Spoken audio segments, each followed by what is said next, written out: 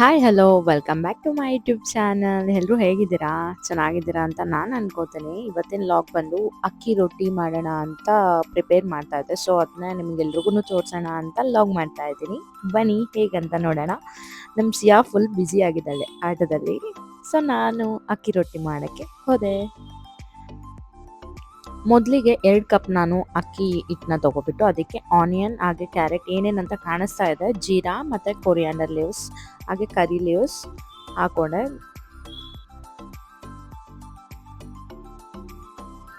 ಈ ಕಪ್ಪಿಂದ ನಾನು 2 ಕಪ್ನ ಯೂಸ್ ಮಾಡಿದ್ದೆ ಹಿಟ್ಟನ್ನ.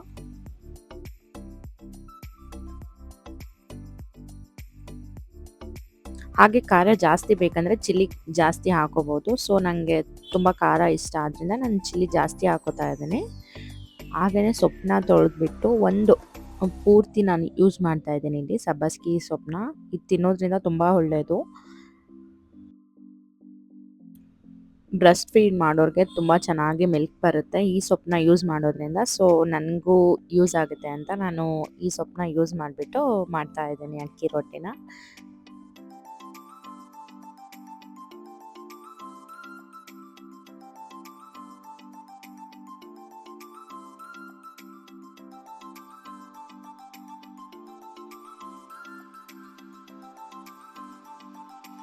ಎಷ್ಟು ಸೊಪ್ಪು ನಾವು ಜಾಸ್ತಿ ಹಾಕ್ತೀವೋ ಅಷ್ಟು ಚೆನ್ನಾಗಿ ಬರುತ್ತೆ. ಎಷ್ಟು ತಿಂದರೂ ನಮಗೆ ಬೇಕು ಬೇಕು ಅನ್ನಿಸ್ತಾ ಇರುತ್ತೆ. ಅಷ್ಟು ಟೇಸ್ಟಿಯಾಗಿ ಬರುತ್ತೆ ಇದು ಅಕ್ಕಿ ರೊಟ್ಟಿ. ಎಲ್ಲ ವೆಜಿಟೇಬಲ್ಸ್ ಹಾಕ್ಬಿಟ್ಟು ಟ್ರೈ ಮಾಡಿದ್ರೆ ಇನ್ನೂ ಚೆನ್ನಾಗಿರುತ್ತೆ. ಮನೇಲಿ ಏನಿದೆ ಅದನ್ನೇ ಯೂಸ್ ಮಾಡಿಬಿಟ್ಟು ನಾನು ಮಾಡ್ತಾಯಿದ್ದೀನಿ. ಪ್ರವಿಗೂ ಕೂಡ ಈ ಸೊಪ್ಪು ತುಂಬ ಇಷ್ಟ. ಪಲ್ಯ ಕೂಡ ಮಾಡ್ತೀನಿ, ಅದು ತುಂಬ ಇಷ್ಟಪಡ್ತಿದ್ದಾರೆ. ಹಾಗೆ ರುಚಿಗೆ ತಕ್ಕಷ್ಟು ಸ್ವಲ್ಪ ಸಾಲ್ಟನ್ನ ಯೂಸ್ ಮಾಡಿ. ಸಾಲ್ಟನ್ನ ಮೊದಲೇ ನೋಡ್ಕೊಬಿಟ್ಟು ಹಾಕ್ಕೋಬೇಕು. ಎಲ್ಲ ಕಲಸಿದ ಮೇಲೆ ಹಾಕ್ಕೋಬೇಕು, ಇಲ್ಲಾಂದರೆ ಜಾಸ್ತಿ ಆಗೋ ಚಾನ್ಸಸ್ ಇರುತ್ತೆ. ಸೊ ಅದಕ್ಕೆ ಎಲ್ಲ ಆದಮೇಲೆ ಹಾಕೋತಾ ಇದ್ದೀನಿ. ಸೊಪ್ಪನ್ನ ಈ ಥರ ಚಿಕ್ಕದಾಗಿ ಕಟ್ ಮಾಡಿಬಿಟ್ಟು ಆ್ಯಡ್ ಮಾಡಬೇಕು.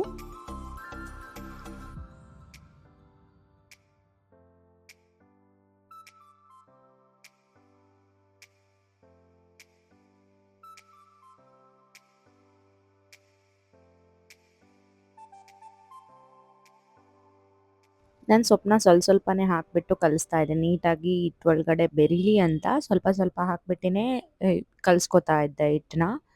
ಸೊ ಲಾಸ್ಟಲ್ಲಿ ಹೇಗೆ ಕಾಣಿಸುತ್ತೆ ಅಂತ ನೀವು ನೋಡಿ. ಅದು ಈ ಸೊಪ್ಪಲ್ಲಿರೋ ನೀರೆಲ್ಲ ಹೊರ್ಗಡೆ ಬಿಡುತ್ತೆ. ಸೊ ಅದಕ್ಕೆ ಗಟ್ಟಿನೇ ನಾದ್ಕೋಬೇಕು. ತುಂಬ ತೆಳು ನಾದ್ಕೊಂಡ್ರೆ ಚೆನ್ನಾಗಿ ಬರಲ್ಲ ರೊಟ್ಟಿ. ನಾವು ಇದಕ್ಕೆ ಹಾಟ್ ವಾಟರ್ ಕೂಡ ಯೂಸ್ ಮಾಡಿಬಿಟ್ಟು ಮಾಡ್ಬೋದು. ನಾನು ಇದಕ್ಕೆ ತಣ್ಣೀರೇ ಯೂಸ್ ಮಾಡಿಬಿಟ್ಟು ಮಾಡಿದ್ದೀನಿ. ಈ ಥರ ಗಟ್ಟಿಯಾಗಿ ಕಲಿಸ್ಕೊಂಡೆ. ಒಂದು 10 ಮಿನಿಟ್ಸ್ ನಾನು ಇದಕ್ಕೆ ಕ್ಲೋಸ್ ಮಾಡಿಟ್ಟೆ. ಆಮೇಲೆ ಯೂಸ್ ಮಾಡ್ತೇನೆ.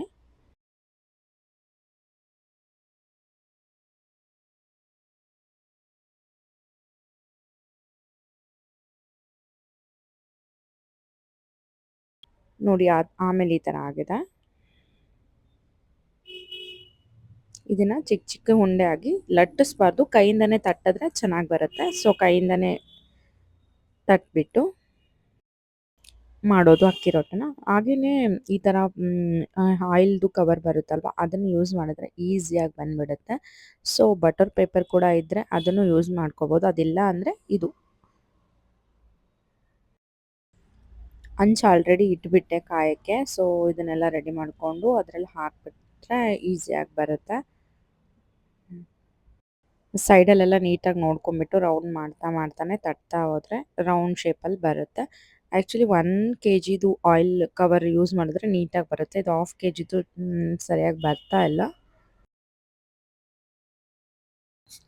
ನೀವು 1 kgದು ಅಥವಾ ಬಟರ್ ಪೇಪರ್ ಯೂಸ್ ಮಾಡಿಬಿಟ್ಟು ಮಾಡಿ, ಚೆನ್ನಾಗಿ ಬರುತ್ತೆ. ಟೇಸ್ಟ್ ಅಂತೂ ತುಂಬಾ ಚೆನ್ನಾಗಿರುತ್ತೆ.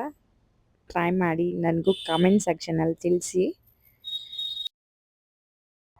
ಆನಿಯನ್ನ ಹುರ್ಕೊಂಬಿಟ್ಟು ಕೂಡ ಹಾಕೋಬೋದು, ಇಲ್ಲ ಹಾಗೇ ಹಾಕೋಬೋದು. ನಾನು ಸ್ವಲ್ಪ ಬೇಯಿಸ್ಕೊಬಿಟ್ಟೆ, ಆಯಿಲಲ್ಲಿ ಬೇಯಿಸ್ಕೊಂಡು ಹಾಕಿದೆ.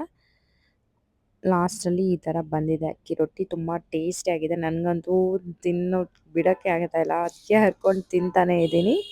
ತುಂಬ ಇಷ್ಟ ನನಗೆ ಈ ಅಕ್ಕಿ ರೊಟ್ಟಿ ಅಂದರೆ.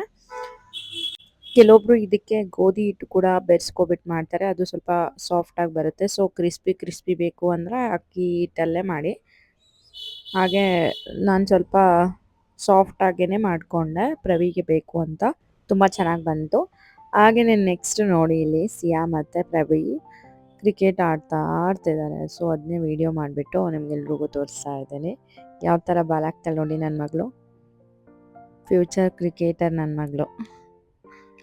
ನನ್ನ ಮಗಳು ನೋಡ್ತಿದ್ದಂಗೆ 1 ಇಯರ್ ಆಗ್ತಾ ಬಂದ್ಬಿಟ್ಲು.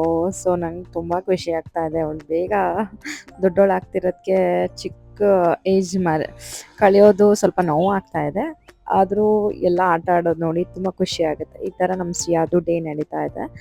ಹಾಗೆಯೇ ನಾನು ಹಾಲ್ ನೋಡಿರಲಿಲ್ಲ. ಪ್ರವಿ ಅಷ್ಟೇ ಹೋಗಿ ಬುಕ್ ಬಂದಿದ್ರು. ಹಾಗೆ ಹಾಲ್ ನೋಡಿ ಬಂದೆ. ಇದೇ ಸಿಯನ್ ಬರ್ತಡೆಗೆ ಬುಕ್ ಮಾಡಿರೋ ಹಾಲ್. ಹಾಗೆ ಮನೆಗೆ ಬಂದೆ. ಪ್ರವಿ ಸ್ವೀಟ್ ಬೇಕು ಅಂತ ಹೇಳಿದ್ರು. ಅದಕ್ಕೆ ಶಾವಿಗೆ ಪಾಯಸ ಮಾಡಿಕೊಡ್ತಾ ಇದ್ದೀನಿ. ನಿಮ್ಗೆಲ್ರಿಗೂ ಶಾವಿಗೆ ಪಾಯಸದ್ದು ಏನಾದರೂ ವ್ಲಾಗ್ ಬೇಕು ಅಂದರೆ ಕಮೆಂಟ್ ಸೆಕ್ಷನಲ್ಲಿ ತಿಳಿಸಿ. ಹಾಗೆ ನೆಕ್ಸ್ಟ್ ವ್ಲಾಗಲ್ಲಿ ನಾನು ಅದು ಮಾಡ್ತೀನಿ ಅಂತ ಹೇಳ್ತಾ ನೆಕ್ಸ್ಟ್ ವ್ಲಾಗಲ್ಲಿ ಮತ್ತೆ ಬರ್ತೀನಿ ಸಿಯಾನ್ ಬರ್ಡೇ ವ್ಲಾಗಲ್ಲಿ. Thanks for watching. Bye bye.